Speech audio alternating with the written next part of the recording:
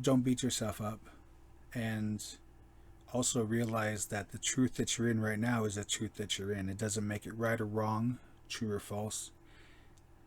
There are truths in this world, but for the time being, I prefer my truths to be tools that serve me in the moment. Because how many times have you looked back on your life and been like, my truth, maybe when I was in school, I was in football and I was a star player, and my truth was that football would be my life. That my friends would always be there for me. Uh, so in that was a truth in the moment. Football was everything, or whatever you were into, that was everything. Whatever your hobby was, whatever your friend group was, those were your friends. You didn't listen to your parents about influences. Well, that was your truth. It doesn't mean it's true. It just means it was your truth. It was a tool that you used, and as you outgrew that tool, you found more tools, more productive tools. I guess it's like if you start with an open-ended wrench, or even then you move to a crescent wrench, but then eventually you're going to find, in most cases, sockets work better and faster. Not for everything, obviously, but I'm just saying, like, you upgrade. Maybe you started with a small screwdriver, and then you found one that had changing bits, and then you were using a drill, but then you found that a drill was too overpowered and stripped your screws, so then you switched to an actual drill, like a cordless drill with attachments that are specifically for screwdriver, and so it won't strip out your tool. You can turn down the settings on it. But anywho, I digress. Point being is that truths are tools, and they're there for as long as they serve you. One more example I'd like to throw out there is I was watching a show way back when called The Mentalist, and if I'm not mistaken, there was a person there who was a spiritual leader. They were actually a shyster. They were taking advantage of people, and they busted him.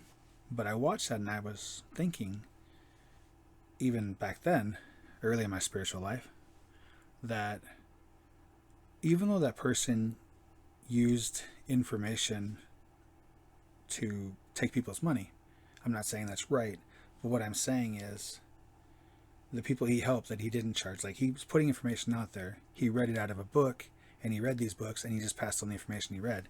So he was actually a tool for spirit, even though he took advantage of people. And I'm not saying it's right or wrong. I'm just saying, like, it's not so much the source of the information, it's the information itself. It comes from everywhere. It comes from, if you go to church, maybe the sermon. It comes from a TV show that pops on, a commercial, a YouTube video that shows up in your queue out of nowhere, a neighbor. Another example is, I was thinking, there's this old show called Bedknobs and Broomsticks with Angela Lansbury. She used to be in a show called Murder, She Wrote. So in this movie, though, she sends off in the mail for spells and information about witchcraft, basically. And she's seen it in the back of a book, and she ordered it. Well, she ordered every lesson and the next lesson and the next lesson. So she sent off for the final lesson, never got it. So she's actually doing real magic in this show. She animates a bed, and she enchants a bed knob that screws onto the bed and allows the bed to travel. It's really a beautiful, cute Disney movie, last I remembered. So point being is she goes to find this guy, the professor. This guy is actually a shyster. He's doing all kinds of things. I mean, he found this old book, and he was just selling information out of the book.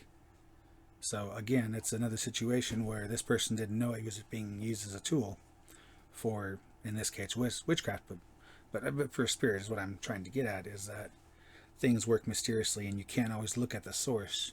Instead, look at the message. And one last story is, I was raised in a Catholic church, and my family is Spanish or Colombian, so I didn't understand a word of it hardly.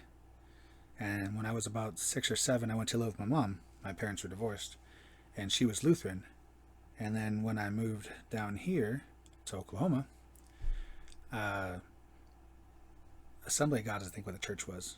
But I learned a long time ago, between those two churches and then visiting other churches, because my grandparents were very spiritual, so when they came to visit, they would go to a church. It didn't have to necessarily be a Catholic.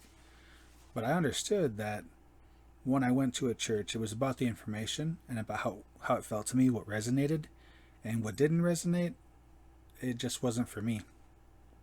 Kind of like that's how I feel about spiritual stuff, is it's like a buffet, or even life. Even life. People that have passions of things, people that have foods they love, it's like a buffet of life. You go up there, you get what you want, you get what you like. You might try something new, you may not like it, but you're not going to like go scream at the person that got black olives out of the salad bar while you were getting a salad with cheese and bacon bits. You know, why would you judge them? Why would you care? That makes them happy. Let them be happy. You know, they're not trying to force you to eat black olives. So as long as you seek what feels right, what makes you happy, but doesn't hurt or violate others, to each their own. And the same way with church, the same way with life. And also, too, like you may not like something right now, and you may like it later. Or you might like something right now, you might get burned out on it. Same thing with spiritual stuff. Like there's people that I've followed on YouTube, and I say spiritual, but also esoteric, sacred geometry, all kinds of stuff like that. There's different things that I watched and I was like, it's not really for me. But the more that I learned, the more that I compacted my information, the more that things change. The more I look for different things, and I pick up things I didn't like or didn't resonate with before, and all of a sudden now it's like, I don't know why I never resonated with this. It makes so much sense. So you're always growing. The more you know, the more you realize you don't know. You guys have a great night, morning, day, wherever you are. Whatever you're doing, I love you. If anything resonated with you, feel free to leave a comment below. Let us know how you feel. Let us know what you thought. Maybe share your experience. Thank you. Love you guys. And I will see you in the next video.